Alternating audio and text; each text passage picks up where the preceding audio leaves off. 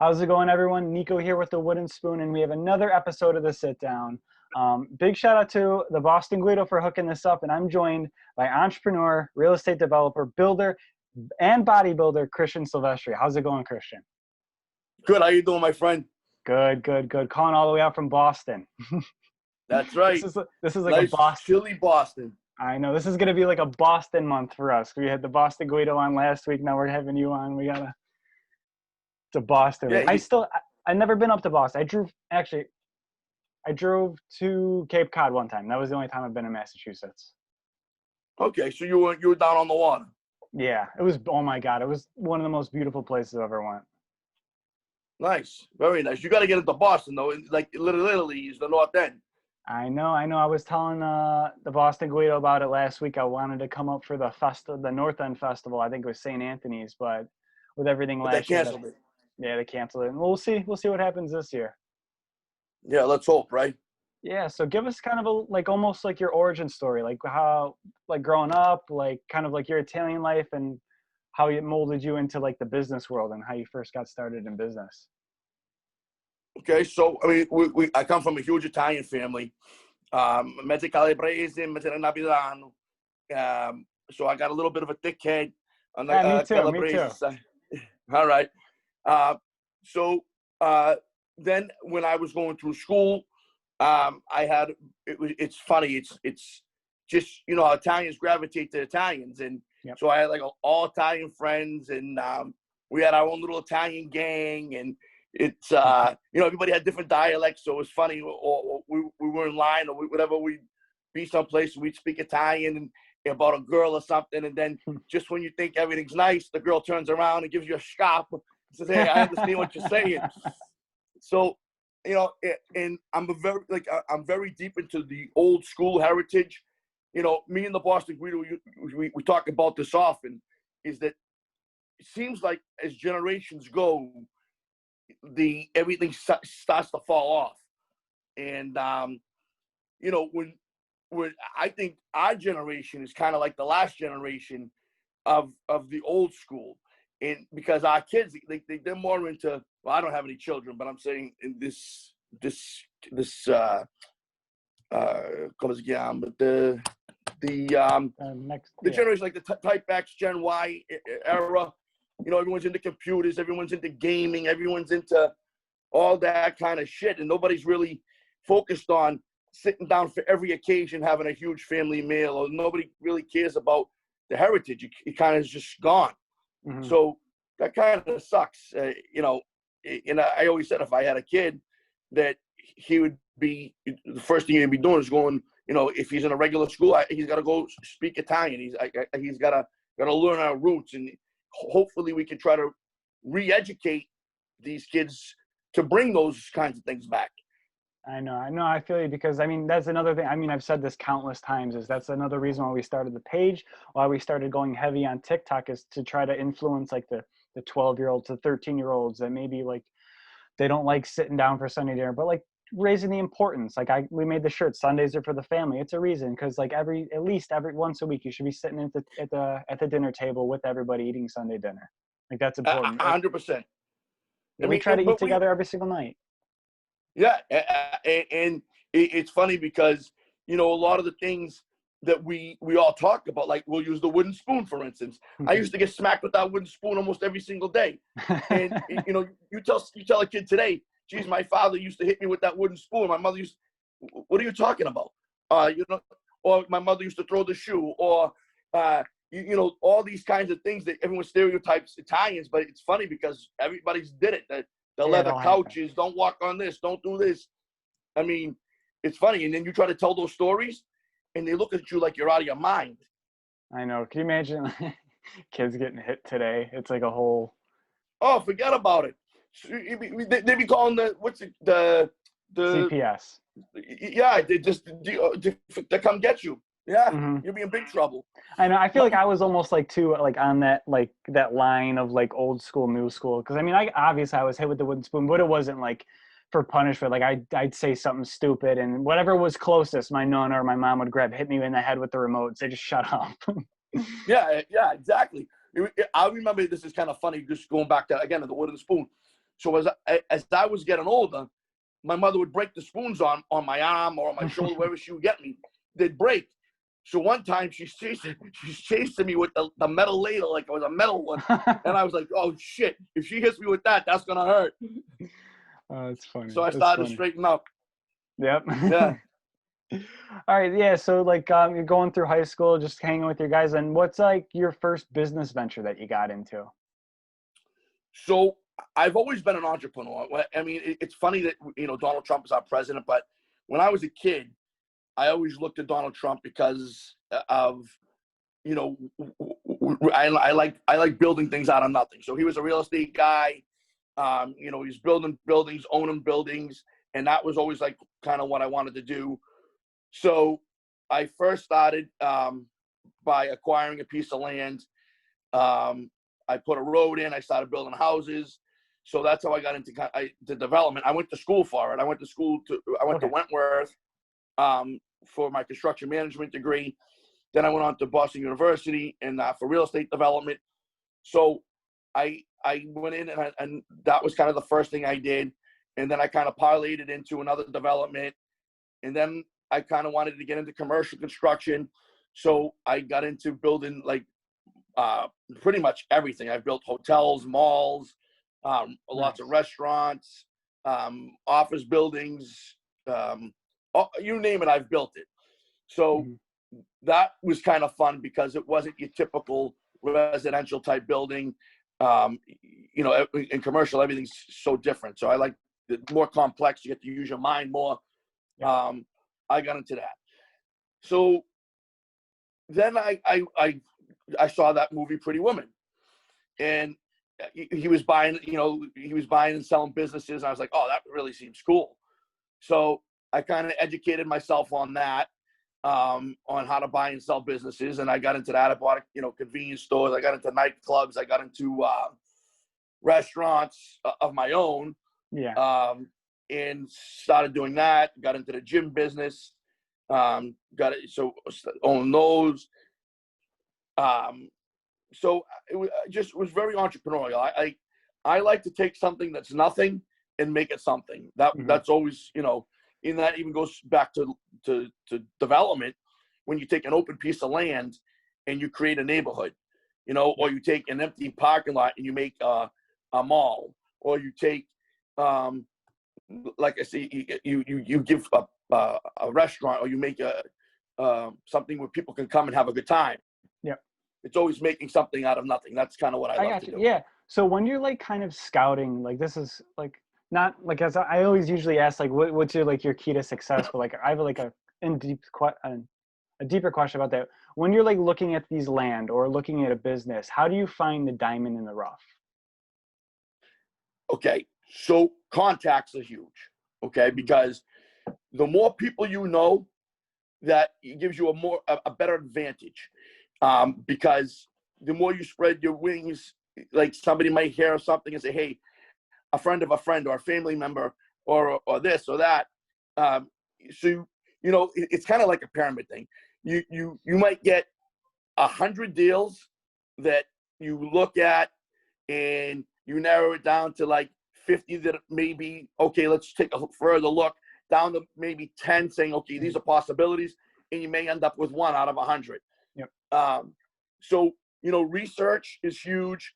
Connections. I'm not a type of person, even though I look like I am on social media and in the restaurant business, that I don't like to hobnob. I don't know if you know what that word, like, I'm not a social butterfly. I don't go to like all these kinds of events and network. I'm not a networking guy. I think looking back now, would it have benefited me more? Yeah, because that's the name of the game. But, analyzing things, trying to find that diamond in the rough, or better yet is creating a deal. So if you see something that, geez, I really like to try to get this to work, then you try to work on both parties and try to see where you can take it. I love, I'll go back to Donald Trump for a second. The art of the deal is, I love making deals. Even when somebody thinks that something can't happen, I'll find a way to make it happen. Or if there's an obstacle, my creativity and my knack, my talent is to find a way to do it. Yep. Nice. I know. I was one of the few too, because my dad's another old school guy like you in the Boston Guido, but like he introduced me to like Robert Kiyosaki and Yeah. guys like Donald Trump, like well before that he even started running for president. So like I read Art of the Deal. Rich Dad Poor Dad is my favorite book of all time, hands down. Okay, like, so you read business books. Oh, for sure, absolutely, yeah. So like, go on. It's funny you say that because a lot of people don't like to read, number one. But the best type of educating yourself is to read, right? So I don't know if you use Amazon at all, but when you go into Amazon and you put in these, if for instance the Kawasaki's book or Trump's book, it'll give you other books. Yeah, I'm trying along the lines of. It's funny. I'm at my bookshelf right now trying to find like one that I've picked up, but there's so many. I think my Trump ones. Check this out. So these just came in today. I get 2 books a week from Amazon. So here's one that just came in called The Masters of Private Equity and Venture Capital. And then here's another one called The Quantum Leap Strategy. Now this one here, I can't wait to read because there's this guy, he's a trillionaire. His name's Dan Pena.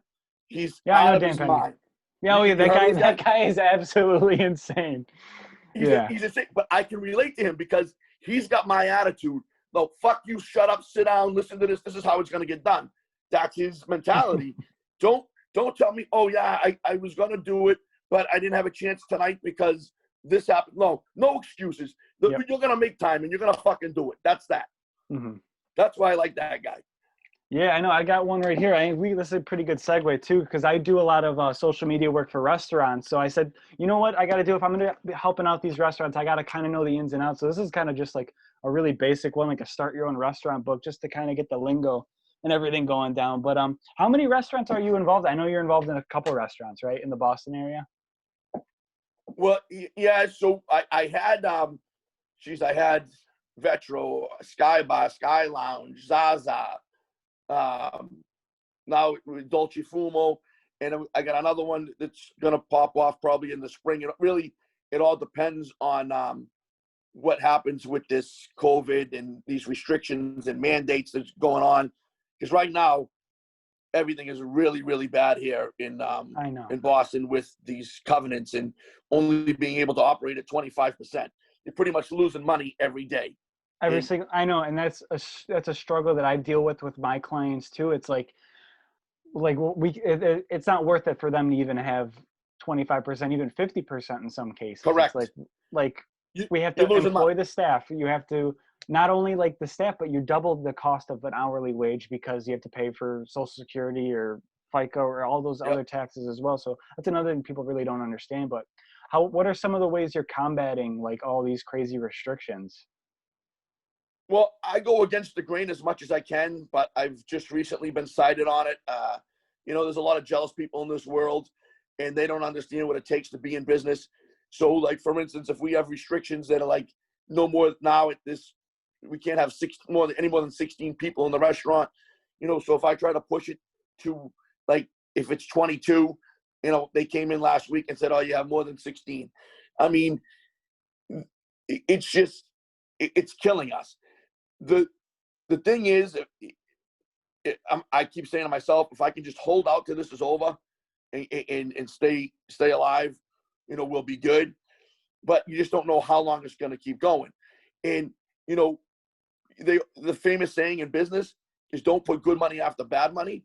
So, if you're taking good money from a business that like say, let's just use construction, and you're dumping it into the restaurant that's losing money, that's really not a good business practice because you'll never see that I know exactly. Again. That was one of the lessons my dad taught me for sure.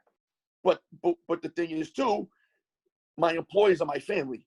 So those guys, I don't want the risk of ever trying to lose them, and I got to keep them happy. So if I have to stay open and lose money to keep them happy, that's what I'll do. That's very, very admirable because there's a lot of people out there that are just like, I'm not going to name names personally, obviously, but like there's somebody very close to me and like their retail store just got shut down and said, go file for unemployment. Like what kind of message does that send to your employees, the people that are working hard every single day for you? So it's very admirable that you treat your employees like family. I'm sure they respect it as well. It's huge. And you know, going through Christmas time, it was a big debate about, you know, because we've lost money this year like crazy. I mean, huge. And, you know, bonuses come up. Everyone, you know, gets Christmas bonus, right? But do you bonus in a time in a crisis that we're in right now? Do you bonus? And I as an advocate, like, yeah, you can't punish people. It's not. I mean, yeah, are we getting killed? Yes, but is it their fault? No. And I think it's you still have to give them the bonus. And so we ended up bonusing everybody. That, you know, a lot of people said, geez, you're crazy. You don't need to do that. They would understand that, you know, everyone knows we're in a pandemic, blah, blah, blah, blah. But in my head, I don't think it's right if I didn't. So we did. It's very, very admirable for sure. So, I mean, in a perfect world, like in a perfect world, say, because I know that there's a thing like you're going to be the next governor of Massachusetts. That's the thing. We're talking the next governor of Massachusetts. All right, so you're elected governor, and it's January of the new year. What are the first steps you're taking to combat this virus and keep the economy open? Okay, so role models, right? I look to try to copy what DeSantis is doing in Florida.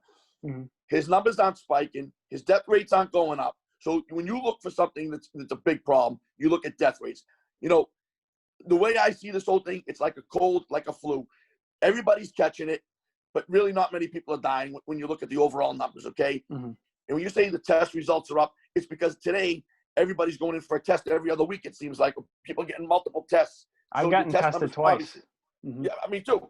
And now it's kind of like every time you if you go away, you have to get a test. Or if you know somebody, you're in a room with somebody, you got to go get a test and get retested. And then you need double negatives. And so the testing is going through the roof. My thing is this. If Florida's death numbers are not going up, and Florida has been wide open for months, and I've been there several times, okay? Wide open. Bars, restaurants, beaches, retail, wide open. Not like here, where you have to wait in line to go into a store, or you have only a couple people in a restaurant, or the bars aren't open. You have to close by 9:30. There's no such thing as that in Florida. So DeSantis is doing something right, and I would copy what he's doing and get these businesses open. I would apply for grants and money back into the federal government and try to help these businesses. Instead of what they're doing now is putting people out of business, I need to help these people get back in business. Absolutely. And it seems like there's like people like you, there's people like Dave Portnoy of Barstool Sports. They're doing more for these businesses than the government ever has in the history. I think Dave's up at $23 million. I think he's at right now. Oh my God, it's crazy. I know there's a restaurant around the Buffalo area that applied and got it, which is big shout out to Dave Portnoy and the Barstool Fund. That's awesome. But yeah, because I mean, I talk to people like I've been helping. I've seen success with some of my clients with takeout business a lot. So a lot of them are doing good. But there's another thing too. Like in Buffalo, I don't know if you've ever been to Buffalo or Niagara Falls. So yeah, I've been to Niagara Falls. All right, yeah. So there's two counties. There's Erie County, which is Buffalo, and Niagara Falls is Niagara County. So Erie County in New York State, there's like you're zoned by county. So Erie County gets shut down. So what had happened is I tried to go out to dinner the other night. Every single person from Erie County that wants to go out to dinner, they go down to Niagara County. So it's like absolutely there's like, but like these are things that should be thought about before all this happens. So I mean, I guess we're kind of on the same boat. Like we don't understand the thinking behind all of this. There is none. There's no rhyme or reason. All these mandates that they're putting in place, there's no reports, there's no statistics, there's no nothing that can back up what they're saying for us to do. So, you know, it's like a cat chasing his tail. We're going to go around in a circle until I think somebody says, okay, here's the new president, and we got the vaccinations out. So, okay, I think we can go back to normal now. And it's sad to say that, but I think that's the only way. Yeah. The majority of the people are going to react in a back to normal way, if you will. As far as sports, concerts, things like that, I don't think you see anything like that until 2022. I know. Well, it's funny because Now all of a sudden, like Cuomo let the Buffalo Bills have some fans in, and they're letting NFL teams have fans in. So it's like, where is all this coming from? It's like nothing's changed, but like, why are you letting people in? Not it's weird. It's a lot of weird stuff going on. Yeah, it is. Yeah. It's just like you can eat outside in a tent, but you can't eat inside in a restaurant. It's like, what's the difference? Where is the difference? Yeah, for sure. For sure. Yeah, I don't know. But so I guess trying to circle away from all this, but so you've been in business like quite a long time. Like what do you see yourself doing like going forward? Like I guess even post COVID and everything like that, just kind of doing the same things, or do you have any like big potential plans on the horizon? Yeah, I'm always looking at things. I'm always educating myself. You know, I've been looking the last several months of what are the, you know, out of COVID, what are some of the good things that come out of COVID? What are some of the businesses that may, spur out of COVID or take advantage of COVID? Mm-hmm. You like the testing, and I'm going to give you a little kind of, you'll hear me say this because it's very close about getting our approvals by the FDA. But you know, most test kits right now, they're not letting people test at home. Or if you do get those tests at home, they're like $120, blah, blah, blah. I'm getting involved in a business that we're going to be able to do these test kits. And I mean, we already got contracts with the military, with Ticketmaster, with the NHL. So we got some big guys behind us.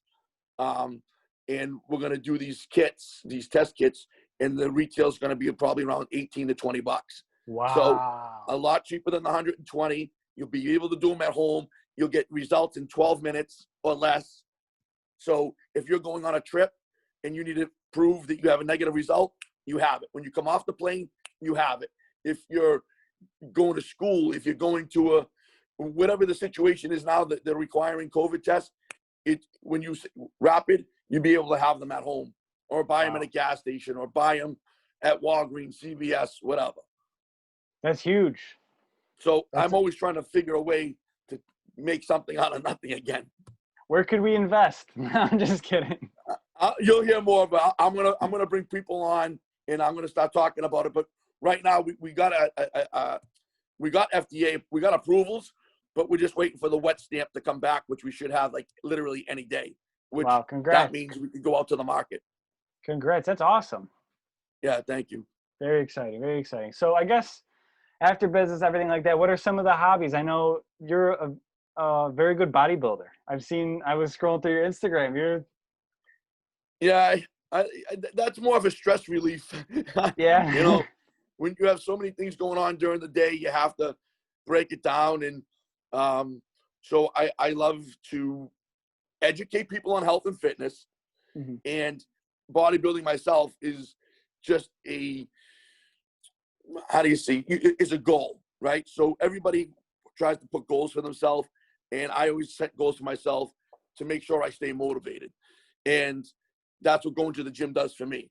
I'm on a regimented diet, you know, and when people often ask me, hey, Christian, how do I lose some weight? I'm going to, you know, I have a wedding or I have a vacation which is coming up, or I just want to get healthy. I give people diets. I give them routines. You know, I get involved in there. And then the best thing that comes out of it for me is when they feel so good about themselves because of what I did to change their body. Mm-hmm. It's like self-gratifying. It's like, wow, look at the smile on that person's face when they saw me 4 weeks ago and they were depressed and pissed off about life and everything else. Now their outcome is completely different because they think that they're a brand new person. Yeah, it's great. It's so cool that because exercise does that for a lot of people. I know it does it for me for sure, and that's actually one of my problems is kind of staying motivated to go to the gym or anything like that. Because I used to power lift, so when I was going to the gym, I was trying to hit, like you said, like making goals for yourself. I was trying to hit certain numbers, breaking records, everything like that. But I herniated just because of that, so we stopped doing that. But so now like I took up boxing, so now it's all like I want to fight.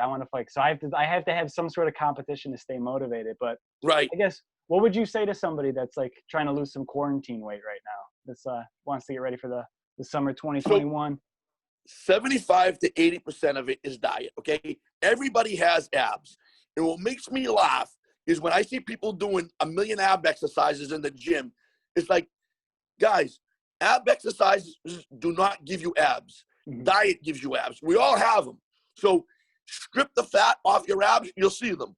And by doing that, you got to be regimented. You have to have the willpower to stay to a certain diet.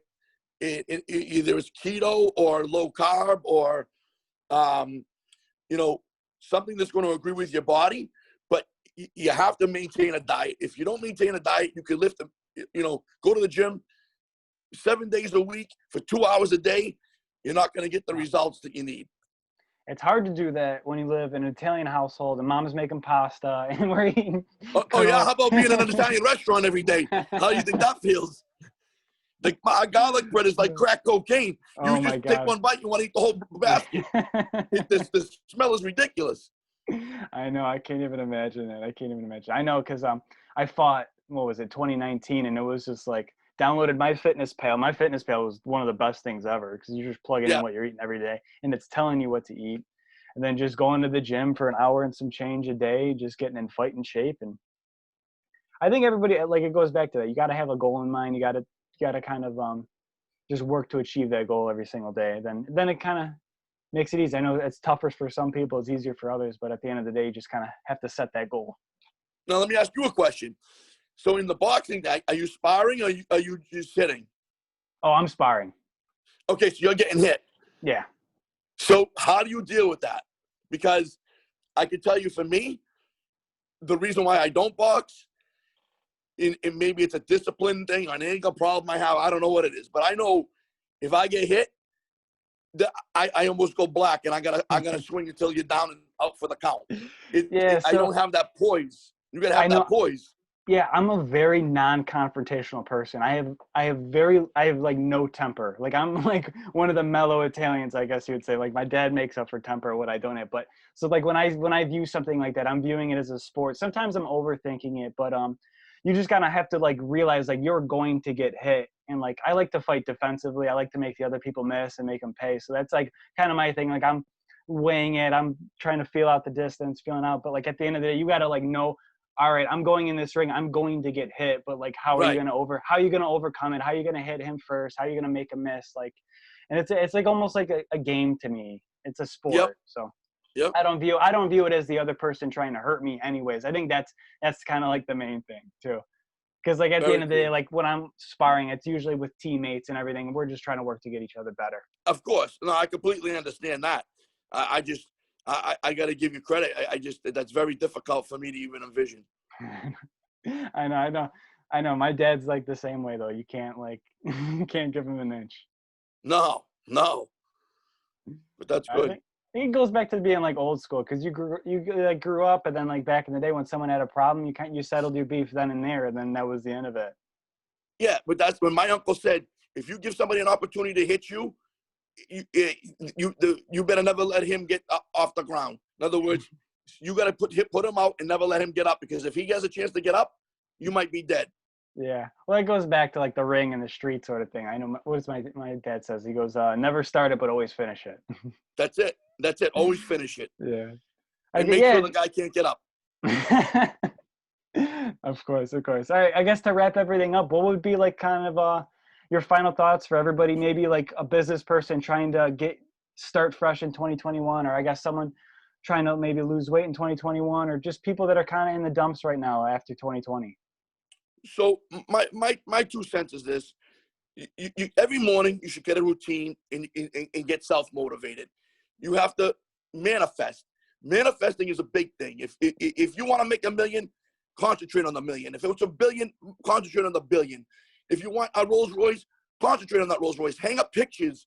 Remind yourself. Buy a little model of it, because most millionaires, billionaires, that's how they did it. They manifested what they want. That's how I do it. I'm a watch collector. I like watch. If I see, I manifest it. What do I have to do in order to get that? Mm-hmm. And I motivate myself every day to try and keep bettering myself and get to that goal. The same thing with fitness. It's very easy. Everybody knows. If you said to somebody in a room of 10,000 people, how do you lose weight? Oh, diet and exercise. Mhm. Great. You all know the fucking answer. Well, how come so many of you are fat fucks sitting on that couch, on that chair? You all know the answer, but none of you just want to do the work. Mhm. Okay? So very importantly, you got to do the work. And if you can do the work and you can stay motivated and you can manifest, you're going to get what you want. Love it. Love it. I got a Lamborghini Aventador, a little model sitting right at my desk over there. There you go. I know what it's like. But Christian, I can't thank you enough for being on. I had a freaking blast. It was great talking to you, finally meeting you. And hopefully at some point this year, you, the Boston Guido and I, we get together in Florida or something. Absolutely. We'll eat nice. Awesome. Sounds good. So thank you everybody for watching this episode of The Sit Down. Make sure to share it with your friends, leave a 5-star review, and comment. Who do you want to see next on The Sit Down? But until then, see you guys later. Ciao. Ciao, brother.